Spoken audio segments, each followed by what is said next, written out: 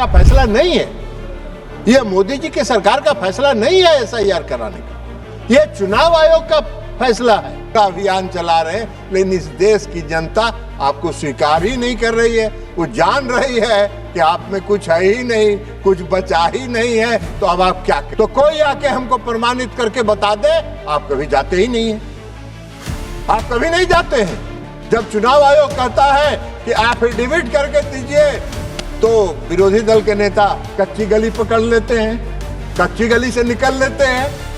तो ये कच्ची गली से निकलने के बजाय पक्की गली पकड़िए, पक्की गली पकड़िएगा तभी जनता का कुछ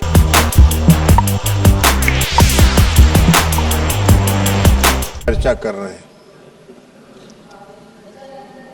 हालांकि हमारे देश की जो चुनाव प्रणाली है वो पूरे दुनिया में सर्वश्रेष्ठ चुनाव प्रणाली है,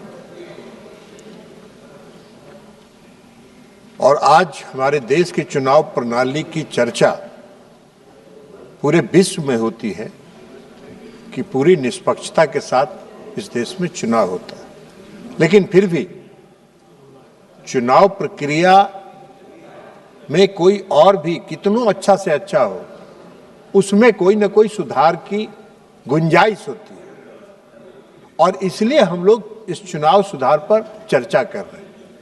हम सब लोग यह उम्मीद कर रहे थे कि विपक्ष की तरफ से यह आएगा कि अभी जो वर्तमान चुनाव प्रणाली है उसमें क्या सुधार की गुंजाइश है और क्या बेहतर बनाया जा सकता है, तो यह चर्चा उस पर सीमित होनी चाहिए थी।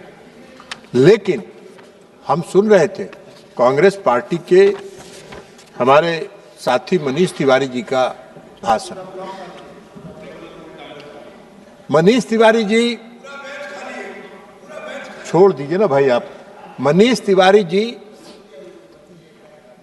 वकील भी और वरिष्ठ वकील है। कम से कम जब उन्होंने चर्चा प्रारंभ किया तो मुझको लगा कि कोई सकारात्मक सुझाव उनकी तरफ से आएगी और ऐसा कोई सुझाव देंगे जिससे चुनाव की प्रणाली में और क्या सुधार की गुंजाइश किया जा सकता है।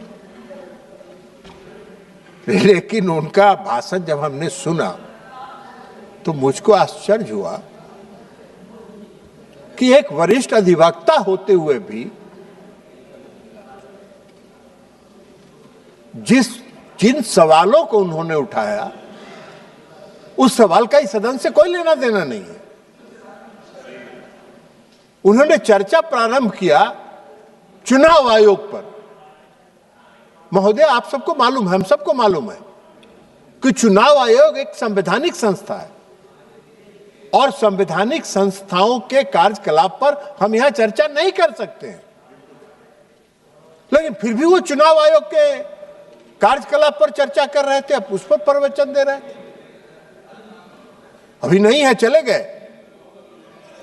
लेकिन हम समझते हैं, मैंने हमको आश्चर्य हुआ इस बात से कि मनीष जी जैसा विद्वान आदमी, पढ़ा लिखा आदमी, जिसको संविधान का पता है, वो भी चर्चा कर रहे हैं। तो इसलिए उन्होंने चुनाव आयोग के सवाल पर चर्चा किया जिसका यहां कोई गुंजाइश नहीं है। हाँ, उन्होंने कहा कि चुनाव आयोग को प्रभावित किया जाता है। चुनाव आयोग को हम लोग प्रभावित नहीं करते हैं। इस देश के प्रधानमंत्री आदरणीय नरेंद्र मोदी जी की सरकार कभी किसी संवैधानिक संस्थाओं के कार्यकलाप में कोई हस्तक्षेप नहीं करती है। आप करते थे, अरे वाह भाई वाह, आप कुछ बता दें। आप जिसके साथ गलमहियां लगाए हुए हैं, गिल साहब उदाहरण है इस देश में। गिल साहब मुख्य चुनाव आयुक्त थे और मुख्य चुनाव आयुक्त से हटते राज्यसभा में पहुंच गए और कांग्रेस सरकार में मंत्री बन गए। और आप कह रहे हैं प्रभावित करते हैं। कोई उदाहरण है क्या? कोई उदाहरण है कि मोदी जी की सरकार में किसी संवैधानिक संस्था में बैठे लोगों को राजनीतिक रूप से कहीं से जोड़ा गया हो? नहीं है। ये काम आप करते थे। उसके आगे भी बता देंगे कि जो सर्वोच्च न्यायालय में बैठे हुए एक जज थे, उनको भी राज्यसभा में लाए थे, कांग्रेस पार्टी ने लाया था। तो इसलिए वो छोड़ दीजिए। ये काम आपका है और ये काम मुख्य तौर पर आपका नहीं है। आप तो नहीं है, आप बेकार उसमें कर रहे हैं। उनके साथ ज्यादा मत सटिए, नहीं तो बिहार में जो हालत हुआ है वही वहां भी होगा। तो इसलिए उधर मत सटिए, थोड़ा दूर रहिए, डिस्टेंस बना के रखिए। तो इसलिए महोदया, हम कह रहे हैं कि मनीष तिवारी जी ने चुनाव आयोग पर, हमारा काम नहीं है वो। यह संसद पर चुनाव आयोग के कार्यकलाप पर चर्चा नहीं हो सकती है, लेकिन फिर भी बोल रहे हैं। विद्वान है तो बोल रहे हैं। अब विद्वान को कौन रोकेगा भाई? विद्वान है तो जो बोलेगा वही विद्वता में माना जाएगा। अब आप एक बात बताइए कि उन्होंने एसआईआर की चर्चा की। एसआईआर का चर्चा करने का ये सदन में हमको चर्चा करने का हक नहीं है। ये हमारा सरकार का फैसला नहीं है। ये मोदी जी की सरकार का फैसला नहीं है एसआईआर कराने का। ये चुनाव आयोग का फैसला है और संविधान ने चुनाव आयोग को यह दायित्व दिया है कि बेहतर से बेहतर व्यवस्था को सुनिश्चित करने के लिए वो अपने कार्यकलाप को चलाए, और इसलिए एसआईआर कराने। लेकिन एक नागरिक की हैसियत से हम चुनाव आयोग ने जो किया है हम उस पर नहीं कर रहे, लेकिन एक मतदाता की हैसियत से अभी हमारे राज्य में, बिहार में भी एसआईआर हुआ है। तो एक नागरिक की हैसियत से हमको जो अनुभव है कि अगर स्पेशल इंटेंसिव रिवीजन अगर चुनाव आयोग कर रहा है किसी भी दृष्टिकोण से, वह गलत नहीं है, वो 100% सही है। क्या कहा चुनाव आयोग ने? चुनाव आयोग ने क्या कहा कि भाई 2003 में एसआईआर हुआ था और 2003 के बाद हम एसआईआर करा रहे हैं। 2003 के बाद जो जो लोग मतदाता सूची में आए हैं उनको 11 विकल्पों के साथ, इस देश के हम नागरिक हैं, हम इस देश के नागरिक हैं, इससे संबंधित एक प्रमाण पत्र जमा करिए। हम अगर इस देश के नागरिक हैं और हमको चुनाव आयोग कह रहा है कि आप नागरिकता का अपना प्रमाण पत्र दीजिए, तो हमको क्या दिक्कत होगी? हमको क्यों परेशानी होगी? मैंने भी इस बार एसआईआर हुआ, हमने भी फॉर्म जमा किया, सारे प्रमाण पत्रों के साथ हमने किया। अब इनके लिए दिक्कत है कि जो इस देश का नागरिक नहीं है। महोदय, हम आपको एक बात बता देते हैं, जब एसआईआर की प्रक्रिया शुरू हुई तो बिहार में 2 जिले ऐसे हैं जिन जिलों में 5 लाख लोग से ज्यादा लोगों ने 3 महीने में नागरिकता प्रमाण पत्र के लिए आवेदन किया। वो कौन थे भाई? कौन थे वो कौन थे? और अगर ऐसे लोगों को सत्यापित करने का काम चुनाव आयोग कर रहा है तो चुनाव आयोग क्या कर रहा है? एक नागरिक की हैसियत से हम इस बात को कह सकते हैं। 11 विकल्प में आपको एक विकल्प भी दे सकते थे। यह चुनाव आयोग का दायित्व है। और फिर आप एसआईआर पर चर्चा कर रहे हैं। एसआईआर पर तो सारा मामला सुप्रीम कोर्ट में बहस हो चुका, तो फिर यहां काहे के लिए बहस कर रहे हैं? आप मनीष तिवारी जी वरिष्ठ अधिवक्ता है, सुप्रीम कोर्ट में वो सारा तर्क आप जाके रखते, लेकिन नहीं किया आपने। आप एसआईआर का चर्चा कर रहे हैं, आप ईवीएम का सवाल उठा रहे हैं। Electric voting machine, electronic voting machine, जरा मनीष तिवारी जी को यह भी बताना चाहिए था कि डॉक्टर मनमोहन सिंह 10 वर्षों तक इस देश के प्रधानमंत्री रहे। किस चुनाव प्रणाली से वो जीत कर यहां आए थे और यूपीए की सरकार में, संसद में सरकार चला रहे थे 10 वर्षों तक? इसी ईवीएम प्रणाली से। इसी ईवीएम प्रणाली से आप अगर 10 साल तक सरकार चला लिए, आपको अगर 10 साल तक बिहार देश की जनता ने आपको अगर सत्ता में बैठा दिया तो ईवीएम ठीक है, और लगातार प्रयास करने के बाद भी आपको जनता स्वीकार नहीं कर रही है तो ईवीएम गलत है।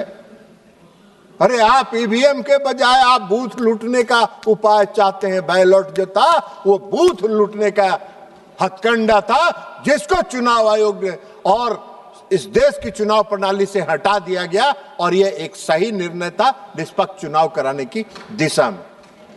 आप ईवीएम पर सवाल उठाते हैं। आप पश्चिम बंगाल जीत जाते हैं तो ईवीएम सही है, आप हिमाचल में जीत जाते हैं तो ईवीएम सही है, आप कर्नाटक जीत जाते हैं तो ईवीएम सही है, आप तेलंगाना जीत जाते हैं तो ईवीएम सही है।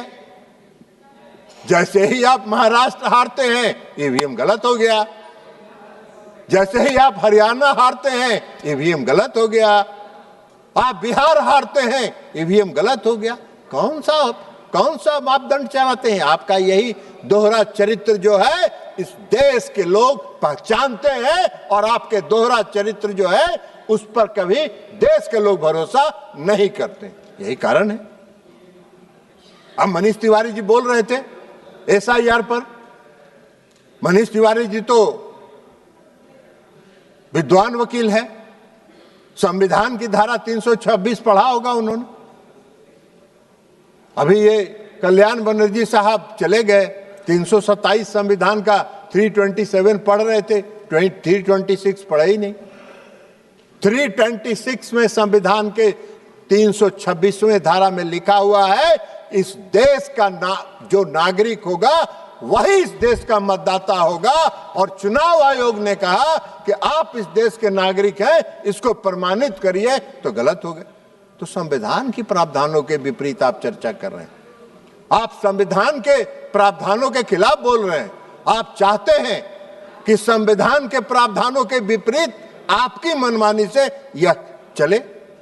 आप किसी भी प्रकार एन केन प्रकार जितना हथकंडा हो सकता है सब हथकंडा अपना के किसी तरह सत्ता पाने के लिए पूरा जुगाड़ कर रहे हैं, पूरा अभियान चला रहे हैं, लेकिन इस देश की जनता आपको स्वीकार ही नहीं कर रही है। वो जान रही है कि आप में कुछ है ही नहीं, कुछ बचा ही नहीं है, तो अब आप क्या करिएगा। तो इसलिए संविधान की धाराओं के खिलाफ वो कर रहे हैं।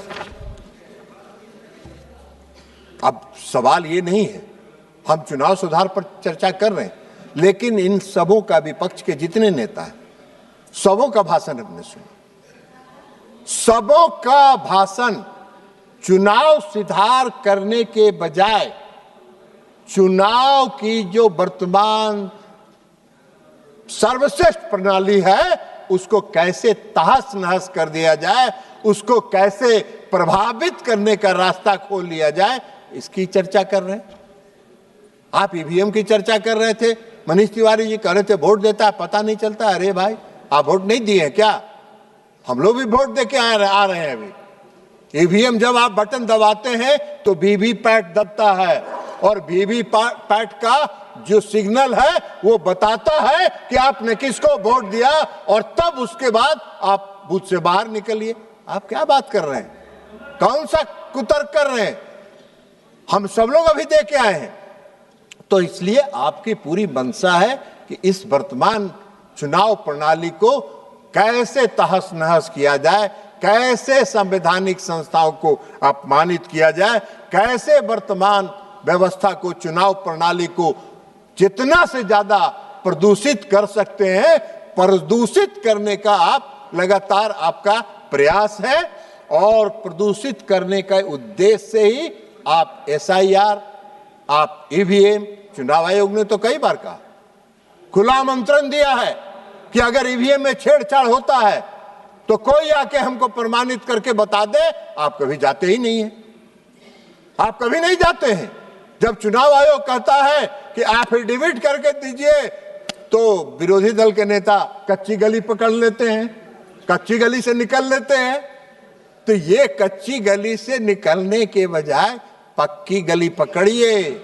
पक्की गली पकड़िएगा तभी जनता का कुछ भरोसा आप पर होगा और तब आप पर कुछ जनता का भरोसा होगा। वैसे मेरा एक सुझाव है,